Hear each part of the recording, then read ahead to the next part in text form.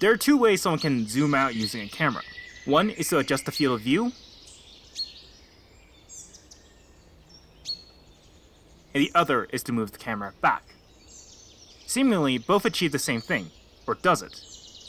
If it does, then surely doing both in opposite direction would cancel each other out. But this isn't what we see. Instead, this is what we get.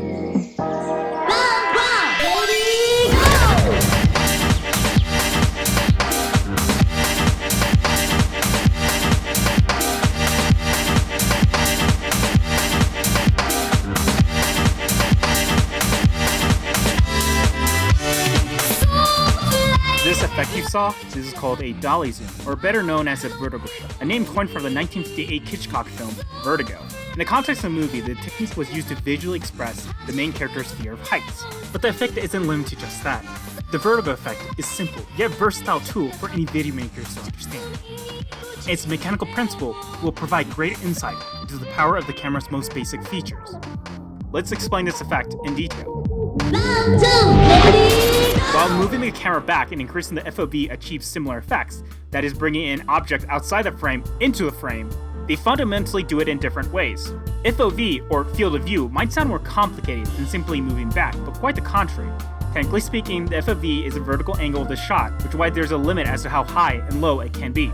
FOV can be considered what we think zooming. It merely includes a broader and narrower section of the screen depending on how larger or smaller the FOV value is. Meanwhile, increasing the distance to the subject is a tad bit more difficult to explain, despite it being pretty intuitive. It makes sense that the further you go, the more stuff enters between the space of view and the subject. The further something is, the smaller it gets, the more things can fit inside your view at that distance. The act of moving back achieves the effect of zooming. The fact that the distance changes from the camera to the object is going to be important for the vertigo effect. So what happens when you do all these things together, but one for zooming in and the other for zooming out?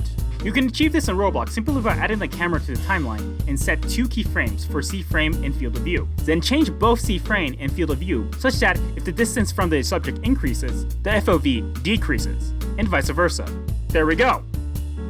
Alternatively, you can have an artificial vertigo effect by physically moving the foreground and the background of the scene. This is actually how 2D animation can achieve this vertigo effect, but for this tutorial, we only make use of the camera to achieve this effect.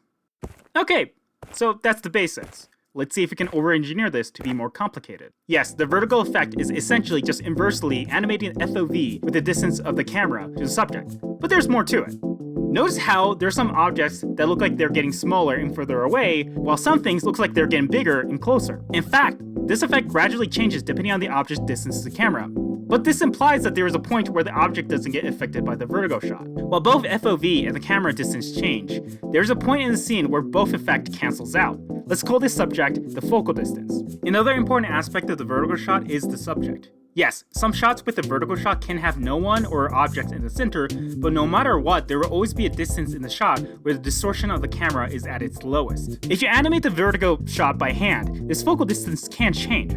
Sure, this is a perfectly fine vertigo shot, but I think a perfect vertigo shot has a clear boundary between the foreground and the background, where they behave in opposite ways. Let's see if there's a way to control the subject of the shot. Let's visualize the vertigo shot with this triangle.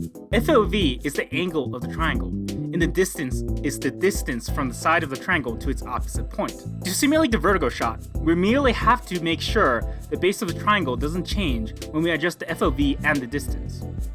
When the FOV is high, you can change the distance to be shorter for a more extreme perspective. When the FOV is low, you compensate the narrow view by moving further back for a more orthographic view of the camera. Let's call this side of the triangle the perspective, and let's see if given the distance, we can adjust the FOV such that it retains the perspective as a constant. Doing some trigonometry, you can define the perspective as so. This equation shows that if we can keep p constant, we now have the exact relationship between FOV and the distance we need to pull off this vertigo effect. That's great and all, but how is this useful for Roblox animation? I used what we learned so far to make a plugin that you can use to do the vertigo effect automatically. Simply install the link in the description, and in Studio, open up the output, enter this in the command line. This activates the vertigo effect. You may notice that there are now two objects on the screen, a white semi-transparent sphere and a golden border, as well as an immediate change in the FOV of the camera. The golden border is always positioned at the focus distance, and the size of the border grows based on the perspective of the vertigo shot, such that it barely fits the screen size. and the border splits the area from the foreground and the background relative to the subject, meaning anything in front of the border will distort to get larger and closer to the camera, while anything behind will get smaller and further, as the camera backs up and vice versa. Meanwhile, the white orb determines the focus distance of the vertigo effect. You may notice that the closer you get to it, more the FOV gets larger.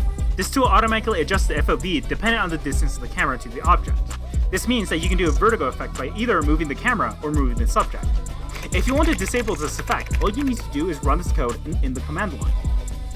Let's do a brief rundown on the variables that we can change. If you go to replicate storage, you'll see that there is a folder named Auto Vertigo variable, and a bunch of value instances that you can mess with. Let's go through one by one. Border scale is how the golden border is scaled up relative to the screen size.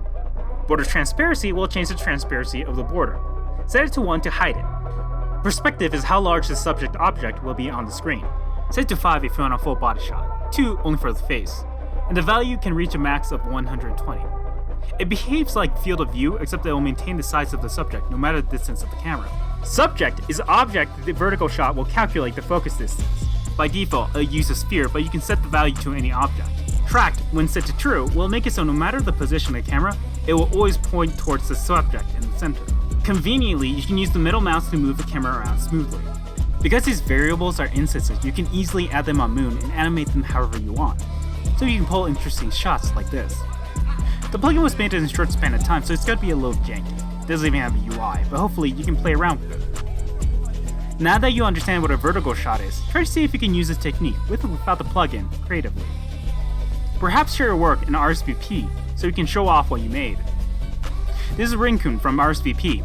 I'm surprised by the attention I got for the previous tutorial, and I hope you subscribe and join our server for more content. Signing out.